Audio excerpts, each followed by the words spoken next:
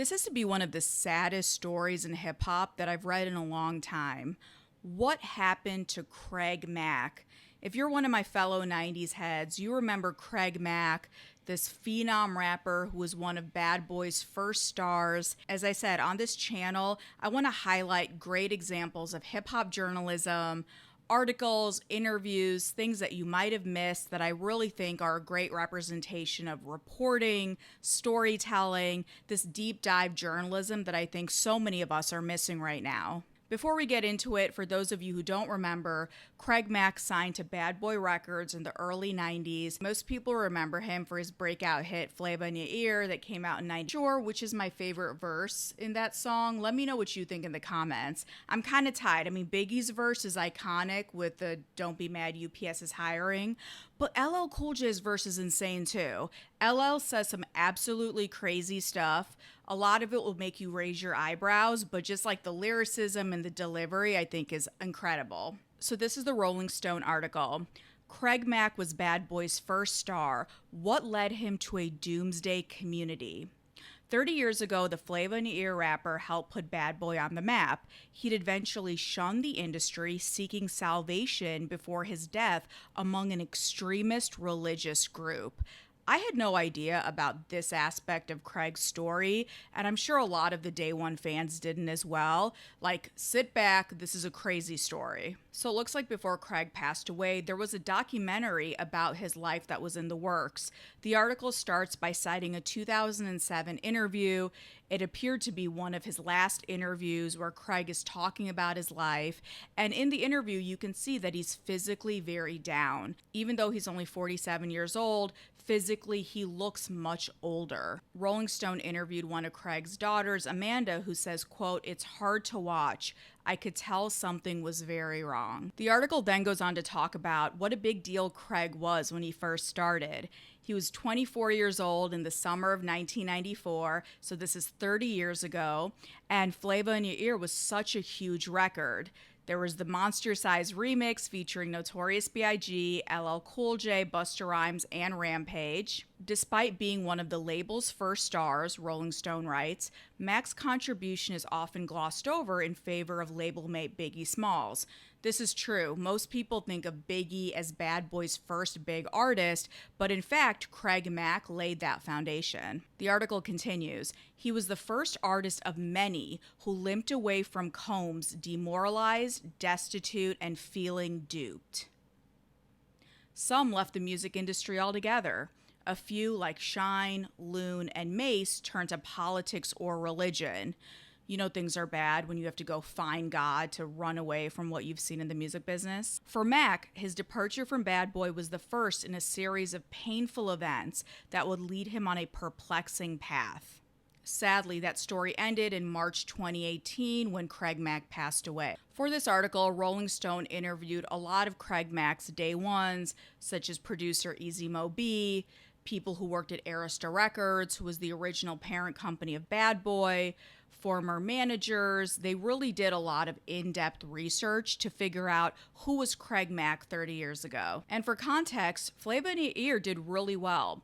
The song stayed a then record 14 weeks at the #1 slot on Billboard's Hot Rap charts, and it went certified platinum after only 4 months. Those who might think Craig Mack wasn't commercially viable, that's absolutely not true. He showed that he could make a record that transcended into radio, into the clubs. It was something that both hip-hop heads liked as well as general fans. I find this quote very interesting. This is former Arista SVP Lionel Ridenour, and he tells Rolling Stone, quote, Mack absolutely was the gas in the tank for Combs and Bad Boy. In other words, Craig Mack laid that foundation on which Puff would build Bad Boy to a hugely successful imprint for Arista, featuring Biggie, Faith Evans, 112, The Lox, Mace, the list goes on, but it started with Craig Mack. Now this is interesting. A spokesperson for Bad Boy acknowledged that Mack, quote, played an essential role in the foundation of the label, what I just said, and that Flava quote, not only gave Bad Boy its first hit, but also set the tone for the label's future. So we're seeing even on the Bad Boy side, they have to agree that Craig Mack was such an important part of Bad Boy history. This article features some great early photos. Here we see a young Craig Mack and Puffy, Biggie looking great in his sort of head-to-toe mafioso suit look, and Heavy D, Waterbed Hev, all of them together. This is like that uptown, Mount Vernon, New York situation. So what happened after that? Craig has this hit record. Of course, the label should be happy, Puff should be happy, but behind the scenes, some insiders say that's not what was going on. And in fact, there was this conflict brewing between Craig, the rising star, and Puffy as the label head. This is what producer Easy Mo B says. All his experiences at Bad Boy were a creative and financial struggle. I think that's what tailspun him into all of the other different events that he ended up in. This quest for survival. You enter the industry with this love for music, and then when you get there in the music business, you find all these other elements takes you on a whirlwind. This is so true. So many people come into the music business, or really any creative industry, and they feel like just because I love music, I'm a great artist, I'm a great performer, everything's going to work out for me. You learn very quickly this is the music business, and the business aspect is just as important, oftentimes more important than the music itself. Ideally, you're in a situation where you can find that perfect balance between creative and commerce, but oftentimes that doesn't happen. And you come into this game sort of wide-eyed and bushy-tailed and expecting that just because you're talented or you work really hard, you put your head down and do the work, somehow you're going to get rewarded for that. Sometimes you do, and sometimes you don't. You think that because somebody promises you something that everyone has the best intentions. But in reality, a lot of people are unethical. A lot of people, their word doesn't hold any water. And a lot of people are just sucky people, which I know is a tough pill to swallow, but you might sign to somebody and they're promising you the world. And then when you realize that your dream is really a nightmare, sometimes it's too late. If anyone knows Puff, he's always had a big personality. The reason he got fired at Uptown Records working for Andre Harrell was Andre felt we can't have two kings in one castle. That's what led to Puff getting his imprint with Clive Davis called Bad Boy. So being arrogant, being a hothead, being someone who wants it their way or the highway is what made Puff successful. He can point to all those Uptown artists, Mary J. Blige, Jodeci, then later Biggie Smalls, so he can tell Craig, I've actually put up numbers on the board, you're a new artist, it behooves you to listen to me. But on Craig's side, I could see him saying, but I don't agree with everything you want me to do. And what is that balance between being a good foot soldier, but also not getting taken advantage of? It says Combs and Mack clashed creatively and personality-wise. Combs would fire ideas at Mack, pressuring him to change his wardrobe and lyrical content, which Mack scoffed at, unlike Biggie, who adhered to Combs' suggestions. Then there was the issue of Craig Mack and Biggie. So those two didn't really fuck with each other. If you remember on the Big Papa song, Biggie says something about like, I've got more Mac than Craig, get in the bed. So that was a shot at Craig. That was Biggie saying that I'm better than you. I'm more of a Lothario than you. So those two weren't getting along. So just imagine Biggie's star is rising. Biggie is becoming this household name. And Craig now just looks like a guy. He doesn't want to be a team player. He's not getting along with the star player. So as a coach, I could see Puffy wanting to bench him. The thing about Puffy is even though he's the head of the record label, he's also the executive producer, the choreographer, the wardrobe stylist, the image consultant with giving artists an aesthetic. Jodeci, Mary J. Blige, later Biggie.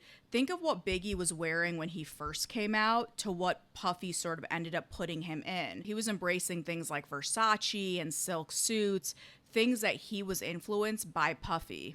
Even musically, Puffy was very hands-on. He's not a producer in sort of the traditional sense of the word. He doesn't play an instrument. He's not a lyricist, but he would give feedback, and I think he expected his artists to take that feedback. Oftentimes he was right. You listen to Biggie's Give Me the Loot, for example. There's parts of that song that are edited even on the explicit version because Puff came in and said, you can't say that because that's going to alienate certain listeners. This line makes you look really misogynistic. Like, we got to pull that back. And I'm robbing bitches too. Up the herringbones and bamboos. I wouldn't give a fuck if you pin here. Give me the baby rings and the #1 mom pendant. So Puff did make some editorial decisions that I think at that time made a lot of sense. This is how Craig's ex-wife puts it. Craig got blackballed for not listening to Diddy, for not following that madman's path. You got to remember Puffy's lineage. It's Berry Gordy and Motown Records that directly influences Andre Harrell and Uptown Records, and Andre was Puffy's mentor. That was the person who got him into the industry. So now that Puff is the boss, he wants to run his label in a similar way. He wants to control the artists that he signs, their music, the way they dress, the way they speak, the way they move. And it's a hard conversation. We talk so much now about the lack of artist development. Nowadays, artists are getting signed to labels, and the labels expect you to come in with a sound, a look, a personality. This is not something that we will be developing for you. You had to already incubate it on your own before you came into the label. Most artists need some help. But what's that line between guiding an artist development, and just sucking away all the life from them? And back in the 90s, this was the way these label impresarios moved. I found this paragraph really illuminating. It said that Mack signed a $25,000 advance. Even for the 90s, that just feels really low. Like, Mack should have earned out his advance very quickly, and he should have been getting royalties because he has his hit song, it's a platinum record. Why wouldn't you get royalties? I do wonder, though, what those deals look like. It was not uncommon for labels to put people in very predatory deals. Let's just kick a hypothetical. Let's say Craig Mack signs to Bad Boy for $25,000. So he has to sell a certain amount of records, which once he's able to do that, he's going to earn that money out. After that, he's going to make royalties. $25,000 doesn't sound like a lot of money, but there could be additional costs that Craig was incurring, oftentimes not even knowing that those were being added to his tab. Let's say, for sake of argument, he was recording at Daddy's house. A lot of Bad Boy artists use that as their de facto studio. Here's the thing, Puffy owns Daddy's house. He gets to dictate the hourly rate of using Daddy's house, what all the incremental costs are, what mixing, mastering, catering, all of those things are going straight to Puffy. And an artist, especially a new artist, doesn't realize, wait a minute, I could be saving money by going to another studio. Instead, I'm being funneled to Daddy's house, which is owned by Puffy. Similarly, Puffy was probably charging producer fees. If Puffy or any of the hitmen, which were his cohort of producers, are working on your record, Puff is probably getting paid for that. So wait a minute, he's getting paid as the label head, then the producer, then for the studio time, and who knows what else. If he's adding an ad lib, is he getting publishing? Like, all of these things for him were fair game, but that's just adding more and more to the costs that the artists are incurring. And it's one thing if the artists know this, like, they're cognizant, they're going in saying, I know what I'm getting into. All right, if I use your studio and I'm having you as the producer, this is what it's going to cost me. A lot of times artists didn't know that before it was too late. Now they realize they're just in debt more and more to the label. Yeah, Craig should have been able to easily earn out a $25,000 advance, but $25,000 might have quickly turned to $250,000 or $500,000, and before long, you are in deep, deep debt to the record label, which has now just become a bank. By April 1996, Craig Mack filed for bankruptcy. It looked like he was trying to escape his Bad Boy contract. Craig was so desperate, he was holding meetings with Death Row's Suge Knight. This is the mid-90s, the East Coast, West Coast beef is going on, which is largely a beef between Suge Knight and Sean Puffy Combs. Craig just feels so despondent, so deflated, so broke from dealing with Puff, he goes straight to his main rival to try to get out of his deal. And from this reporting, it looks like Suge was amenable. There was a $200,000 advance and a $1.2 million recording budget on the table. Unfortunately, Tupac was murdered in September 96, so any deal they might have forged with Craig Mack was abandoned, and nothing came from that. However, Puff found out about Craig speaking to Suge, and As you can imagine, he wasn't happy. According to one of the people interviewed for this article, they say Puffy became a vindictive bastard and really stuck it to him for doing that. Puffy didn't participate in this article, but one of his spokespeople did send a lengthy statement. They said Mack had his own vision for his career, while Mr. Combs brought him many opportunities, encouraged him, their creative differences led them to part ways. Craig chose to leave Bad Boy to pursue his own interests and was free to sign with any label, which he did with his second album. We wished him nothing but the best, and he was unrestricted in pursuing all opportunities. Upon his untimely passing, Mr. Combs remained supportive of him, and any other narrative is simply false. Things get really dark for Craig after he leaves the music business. He joins a church, which appears to be more like a cult, and by the end of his life, he's not really talking to his family. He seems very isolated, and he sadly passed away from a medical illness. According to this article, it was actually complications related to HIV and AIDS. It's unclear if the church he was a part of refused any kind of medical treatment, what that prognosis would have looked like had he actually gotten treatment. So much of it remains unknown. Overall, it's like a really sad story. As his daughter says, "I'll never know what the truth is. So much is a mystery." That's a heavy article. I really encourage everybody to read it. I think it's great reporting by Rolling Stone, and it just makes me so happy that we are hearing these important hip-hop stories about pioneers and icons that need to be told.